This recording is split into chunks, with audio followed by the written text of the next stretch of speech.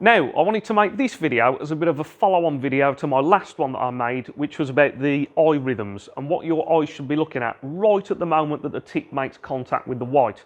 Now, I had a lot of comments on that video about some people saying I have to be looking at the object ball, other people saying I must look at the cue ball. So I thought, why don't I do an experiment where I try and close my eyes right at the point that I deliver my cue and see if I could actually make a break in the balls. Now, I actually managed to make a 50 break, and that's why I thought this video would be a bit of fun and just show you that as long as you've done your aiming checks, it's not as important as people would think. Now, I'm not saying for 1 second that I'm advising people to play with their eyes closed. I definitely wouldn't want to be playing any snooker matches with my eyes closed, but I just thought it was an interesting experiment just to show that find what suits you, and it doesn't matter too much what you look at that split second when the tip makes contact with the white. As always, if you enjoy this video, remember to give it a like. If you enjoy what I do, please consider subscribing to the channel. That just really helps me to keep this content coming. So let's have a look at this video then and see what I can do with my eyes shut as I play the shot. Right, so I'm going to start this break here on this first red. And each time you'll see that I've zoomed in here just to make it easier to see that I am actually closing my eyes completely as I deliver the cue there. Now, of course, the reason you can do this is because your pre-shot routine should be so good that you've already decided exactly on the line of the shot when you're standing up. You've decided where to strike the cue ball to get the position that you want. And then all you should have left to do once you're down is do those aiming checks that we talked about in the last video, where you're looking between the white and the object ball. And then you're purely concentrating on just delivering that cue in a straight line. And that's what should make the ball go into the pocket. So you can see so far that's red, black, red. So you can just see my eyes shut in there and then deliver the cue. So that's 15 so far. And as I say, this really highlights the importance of trying to get that muscle memory of that nice straight cueing. These are always tricky, especially with if you're going to close your eyes like that, trying to drop them in. Now I can just hear that the red's gone in, so I'll start to move then. So nicely on this black. So a couple of feathers up. Do my aiming checks, close my eyes, backswing, play the shot. And as I say, just to emphasise, that's the real importance of that pre-shot routine, that I've already made a clear plan for exactly where I want the white to go. I know exactly where to strike the white to make it go there. And then all I'm concentrating on is just my straight cueing. Actually played up for the blue there.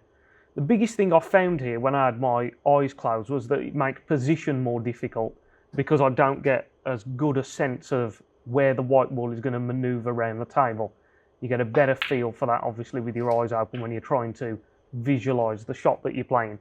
So that's what I found it made the most difference on here. Felt a bit strange that I couldn't see the table and get that 3D model to plan out the shot that I was playing. But a lot of these shots are shots that you've got almost stored in your repertoire and your key shots. So I'm on my colours clearance here, done this lots of times, so they're just my standard shots that I should be used to. Again, you could see me just open my eyes once I could see that the green was going to go into the pocket there, or I could hear it was going to go in. Again, feathers up, eyes closed, deliver the cue. Again, this blue is a little bit tricky now, actually. Need to play this with a little bit of right hand side to slow the white down and check it up off that top cushion.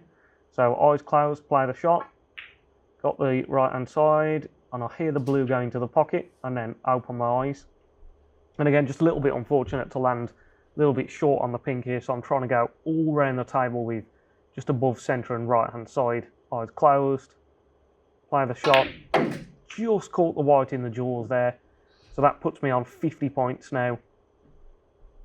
And then I'll try and chop this black in, but of course this is a difficult shot under any circumstances, so you wouldn't always expect to get this pot anyway.